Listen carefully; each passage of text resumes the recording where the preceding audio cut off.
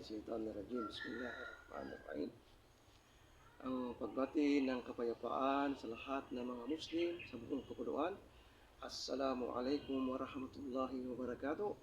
At magandang araw pong muli sa lahat ng ating mga kaibigan at kababayan na mga wala pa sa bakuran ng Islam. So ngayon ay muli nating tatalakayin ang isang paksa. Ito ay tumutukoy sa mortal o tinatawag na manang kasalanan. At hindi naman lingid sa atin at alam na alam ng mga kababayan natin, lalong-lalo ang ako'y hindi pa Muslim, ito ay isa sa mga aral o doktrina na aking pinanghahawakan noon, yung tinatawag naman ng kasalanan. So ngayon mga kababayan at mga kaibigan, inaanyahan ko muli kayo na tunghayan ang bagay nito dahil ito ay napakahalaga. Bakit kamo naging mahalaga ang bagay na ito? Dahil sa mga doktrina na kung saan ay hindi itinuro na nagmumula sa ating Panginoon, sa nag-iisang tagapaglikha, ang Allah Subhanahu wa Ta'ala, at hindi rin ito itinuro sa lahat ng mga propeta, kaya ang tao ay naligaw. So dito sa mga bagay na ito na kung saan ay itinutuwid ng Islam at ipinapaalala na kung tayo ay tatanggap ng pagpapayo at buksan natin ang ating pangunawa, ay siguro makakatulong ito sa atin. Kasi napakahalaga mga kababayan at mga kaibigan na unawain nating mabuti ang kung ano ang layunin, ano ang obligasyon natin dito sa mundo na ito sa ating Panginoon. Kailangan nasa tama tayong pananampalataya. Kailangan nasa tama tayong way. Huwag tayong umasa sa mga aral na kung saan ay itinuro lamang ng tao.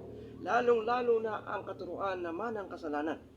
Sinasabi ng mga ilan na si Propeta Adam, ang kauna-unahang tao nilikha ng Allah, ay nag-commit ng kasalanan na kung saan ay idinamay ang lahat ng kanyang mga inapo. At damay tayo doon. Kasi tayo naman ay nagmula kay Propeta Adam. Lahat ng ating lahi ay isa lang ang taong pinagmulan. So, doon sa punto na yon ay nililiwanag sa atin ng Islam na ang manang kasalanan ay hindi nagmula sa Allah. Okay? Ang katunayan yan, si Propeta Adam ay umamin sa kanyang pagkakasala nung siya ay nakasuway sa kautusan ng kanyang Panginoon at siya ay humingi ng kapatawaran. So dito sa batas ng tao, hindi magiging legal o hindi magiging normal ang batas kung ang batas na paiiralin ay hindi tama. Halimbawa, ang isang anak ay nagkasala, ang ama ang mananagot or kasama ang ama sa mananagot. So ito ay hindi angkop sa tamang batas. Kung halimbawa nagkasala ang ama, pwede bang yung kasalanan ng ama na ito ay mamanahin ng kanyang anak? Halimbawa nakapatay yung kanyang tatay, pwede bang yung kanyang anak ay idadamay sa kaso dahil minana niya yung kasalanan ng pagpatay? So dito sa batas ng ating Panginoon ay fair at malinaw. Kaya dito sa punto na ito, kaya ito ay ating bibigyan ng pagtalakay dahil ito ay isa sa mga palatandaan na ang tao ay nagkakamali. Pag tayo nagkakamali, kinakailangan na tayo ay humingi ng kapatawaran at ang Allah, ang Panginoon, ay mapagpatawad. Ano ang sabi ni Propeta Muhammad SAW? Kullu bani Adam qatta'un wa kullu qata'in tawwabun. Ang ibig sabihin na ang lahat ng ang anak ni Adan ay nagkakamali. Walang perfectong tao. Lahat tayo nagkakamali. Pero ang mas mainam sa nagkakamali ay humingi ng kapatawaran. Ano ang sabi dito sa isang chapter na uli ng Quran na kung saan ay aking nadiskubre? Ano ang sabi dito? Sa Surah Al-A'raf. Okay? Chapter 7, verse 23. Yan, okay? So basahin natin sa pinakamalapit na ibig sabihin sa lingwahe natin para mabilis tayo magkaunawaan. Ang sabi dito, siya ay nagsabi, aming Panginoon, si Adam ay nagsabi, aming Panginoon, aming ipinariwara ang aming sarili.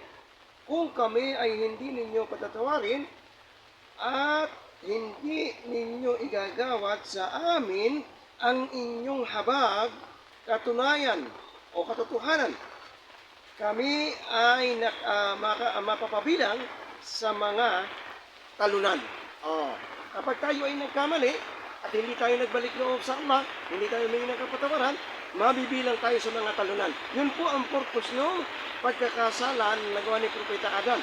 Naghingi siya ng kapatawaran at siya ay pinatawad ng ating Panginoon. Ano ang sabi dito sa chapter 2, verse